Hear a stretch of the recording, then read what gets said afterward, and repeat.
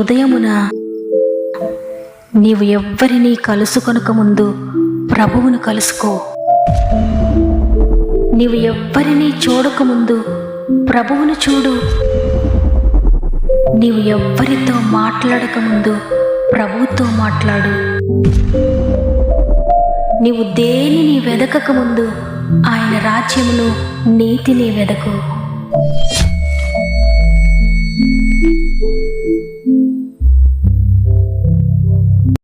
Praise the lord. ఈ ఉదయకాలమున God first అనే వాగ్దాన కార్యక్రమానికి మిమ్మల్ని అందరినీ హృదయపూర్వకంగా మరొకసారి ప్రేమతో ఆహ్వానిస్తూ, ప్రభువును రక్షకుడైన యేసుక్రీస్తు వారి అతి శ్రేష్టమైన నామములో మీ అందరికీ నా యొక్క శుభాలు తెలియజేస్తూ ఉన్నాను. దేవుడు తన కృపచేత మరొక ఆదివారం మనకు అనుగ్రహించారు. గతించిన వారమంతా తన కృప కలిగిన రెక్కల చాటున మనల్ని భద్రపరిచి మరొక వారంలో ఆయనను స్తుతించే భాగ్యాన్ని మనకు అనుగ్రహించారు. అందుని బట్టి దేవుని స్తుతిస్తూ ఉన్నాను. ఈ లోకంలో ఎవ్వరూ ప్రేమించినంతగా నిన్ను నన్ను ఆయన ప్రేమించి ప్రతిరోజు ఉదయాన్నే మనల్ని ధైర్యపరుస్తున్నారు. కాబట్టి మీరు ఏ పరిస్థితిలో ఉన్న కలవరపడక దేవునిపై ఆధారపడి ఆయన కృప కలిగిన వాక్కును తీసుకొని ప్రార్థనతో మీ దేవుని ప్రారంభించండి. మీ ప్రతి పనిలో ఆయన మీకు సహాయకుడిగా ఉండి మిమ్మల్ని నడిపిస్తాడు. అదేవిధంగా మీ ప్రతి ప్రార్థన అవసరత కామెంట్ ద్వారా నాకు తెలియచేయండి. మీ అందరి కొరకు భారం కలిగి ప్రార్థిస్తున్నాను. ఈ వాగ్దానాన్ని మీరు మొదటిసారిగా వింటున్నట్లయితే కామెంట్స్ అన్ని చదవండి. ప్రతి ఒక్కరి కొరకు మనం వాక్యం చివరిలో ప్రార్థన చేద్దాం. ప్రభు చేతులకు మనలను, మన కుటుంబాలను, మన ఆత్మీయ కుటుంబాన్ని అప్పగించుకుందాం. ఆయన చేతుల్లో పెట్టిన ప్రతిదాన్ని కూడా ఆయన తప్పక అభివృద్ధి చేస్తాడు. ఆయన చేతులకు అప్పగించుకోండి. ఆయన శక్తిని, ఆయన బలాన్ని పొందుకోండి. సమస్త మహిమ, ఘనత, ప్రభావములు దేవునికే చెల్లునుగాక. ఈ ఆదివారమున దేవుడు మనకు అనుగ్రహిస్తున్న శ్రేష్టమైన వాగ్దానం యెహెజ్కేలు గ్రంథము 34వ అధ్యాయము 16వ వచనము. తప్పిపోయిన దానిని నేను వెదకుదును, తోలివేసిన దానిని మరలా తోలుకొని వచ్చేదను. గాయపడిన దానికి కట్టుదును, దుర్బలముగా ఉన్న దానిని బలపరచుదును. ఆమేన్. ఈరోజు ప్రభు నీతో మాట్లాడుతున్నారు. ఒకవేళ నీవు కానీ నీ కుటుంబం కానీ తప్పిపోయిన పరిస్థితిలో ఉంటే, తప్పిపోయిన వాటిని వెతకడానికి నేను వచ్చాను. తోలివేయబడిన వాటిని తిరిగి తీసుకువస్తానని నీకు కాపరిగా ఉన్న ప్రభు ఈరోజు వాగ్దానం చేస్తున్నారు.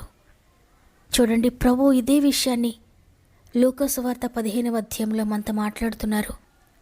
మొదటి నుండి కనుక అక్కడ మనం చదివితే, పరిసయ్యులు, శాస్త్రులు ప్రభువును చూచి, సుంకరులు, పాపులు ఆయన బోధ వినడానికి వస్తున్నారు, ఇతడు పాపులను చేర్చుకొని వారితో కూడా భోజనం చేయుచున్నాడని వారు చాలా సణుక్కున్నారు. అప్పుడు వారితో ఆయన అంటున్నాడు, మీలో ఏ మనుషునికైనాను 100 గొర్రెలు కలిగి ఉండగా వాటిలో ఒకటి తప్పిపోయిన ఎడల అతడు 99 అడవిలో విడిచిపెట్టి తప్పిపోయిన దొరుకు వరకు దాన్ని వెతక వెళ్ళడా?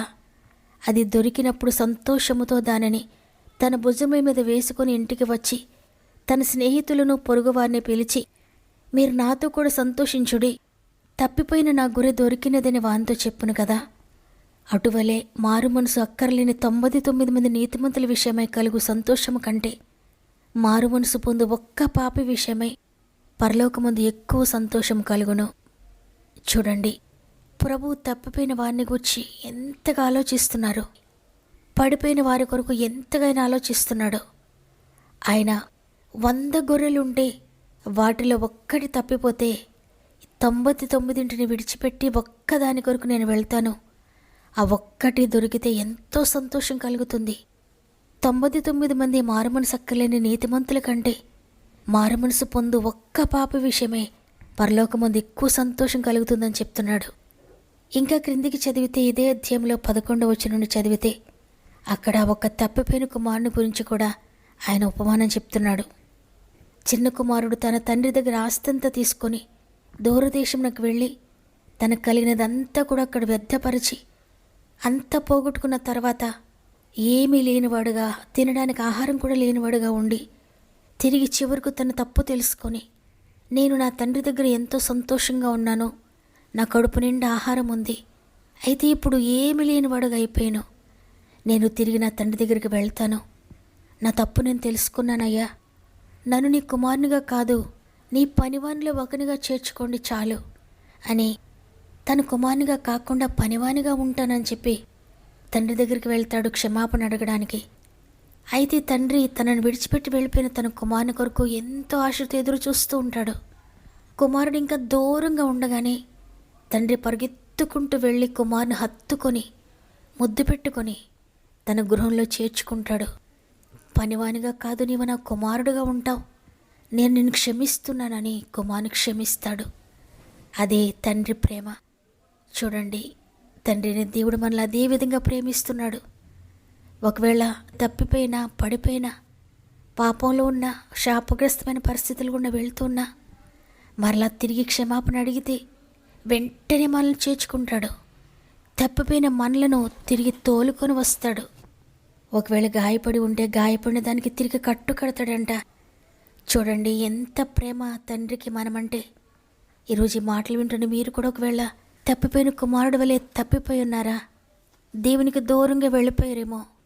మీ జీవితంలో ఉన్న శ్రమలను బట్టి, మీ జీవితంలో ఉన్న కష్టాలను బట్టి దేవుడు నా జీవితంలో ఏ కార్యం చేయలేదు కదా, దేవుడు నన్ను ఒక్కసారి కూడా దర్శించలేదు, నేను అడిగిన విషయాలు ఏవి కూడా దేవుడు నా జీవితంలో చేయలేదు కదా అని దేవుని మీద కోపగించుకొని దేవునికి దూరంగా వెళ్ళిపోయారేమో.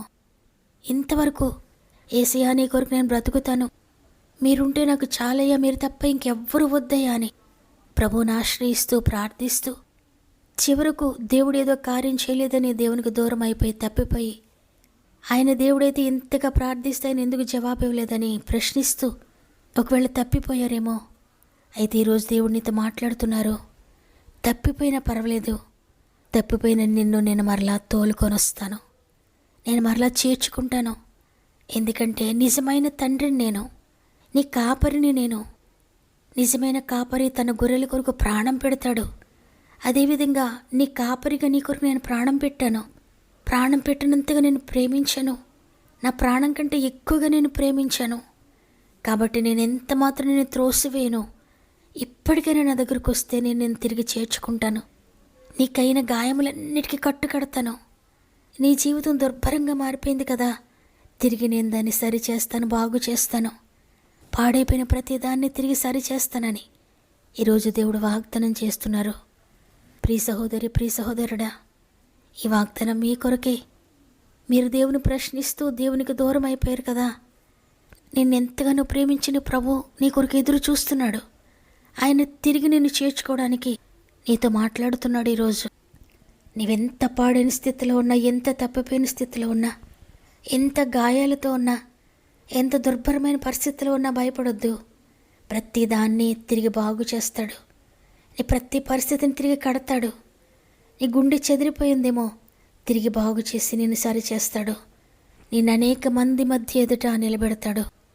ఈ వాగ్దానం నమ్మిన వారందరూ కూడా, తండ్రి అవునయ్యా, నా జీవితం ఇలానే ఉంది, ఇదిగో తండ్రి నీ చేతులకు నా జీవితాన్ని సమర్పించుకుంటున్నానయ్యా, నిజమైన కాపరి నన్ను చేర్చుకోండి అని తిరిగి మరలా ఆయన సంధిలో మోకరించి ప్రార్థన చేద్దామా?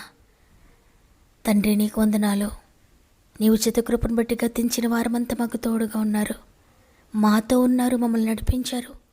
మరొక నూతన వారాన్ని మాకు అనుగ్రహించి ఇంతవరకు నడిపించారు. అందుని బట్టి వందనాలు అయ్యా. ఈరోజు వాగ్దానం చేశారు, తప్పిపోయిన దాన్ని మరలా తోలుకొని వస్తాను, గాయపడిన దానికి కట్టు కడతాను, దుర్బలంగా ఉన్న దాన్ని బలపరుస్తానని వాగ్దానం చేశారు.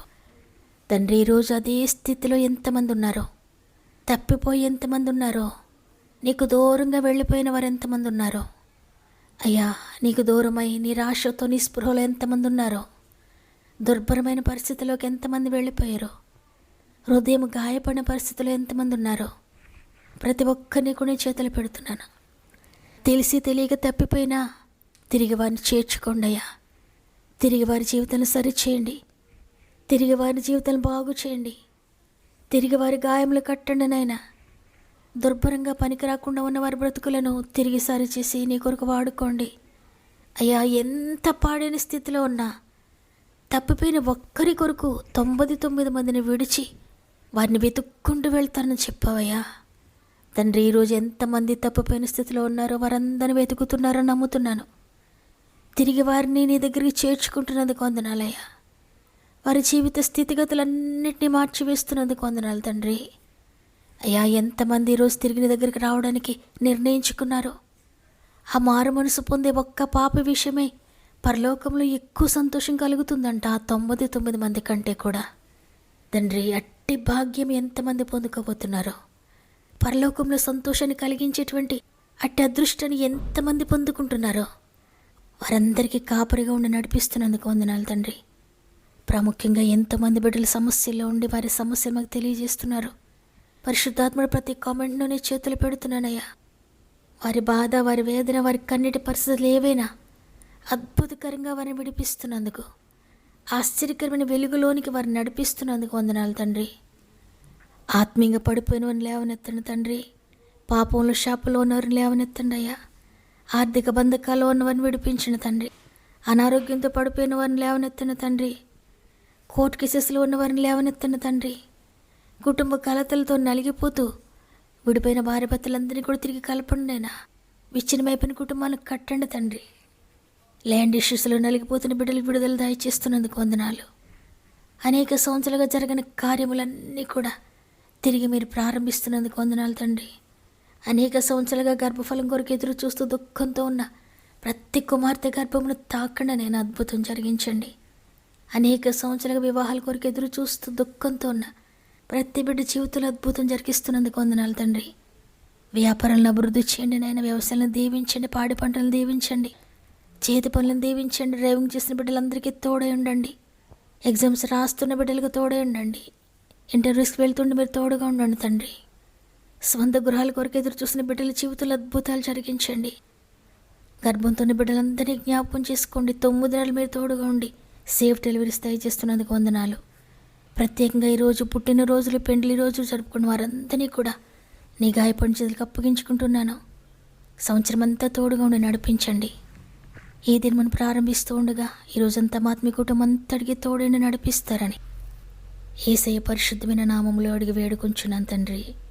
ఆమెన్.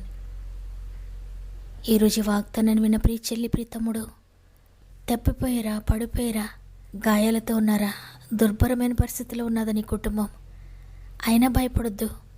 ప్రతిదాన్ని సరిచేస్తున్నానని దేవుడు నీకు వాగ్దానం చేశారు. విశ్వసించండి. నా జీవితం ఎలా ఉందన్న వారందరూ కూడా నమ్ముతున్నానని ఆమెను కామెంట్. దేవుని చిత్తమైతే తిరిగి రేపు అందరం కలిసి ఆయనను స్తుతిందాం. అంతవరకు ప్రభు మీకు, మీ కుటుంబాలకు తోడేండి నడిపించును గాక.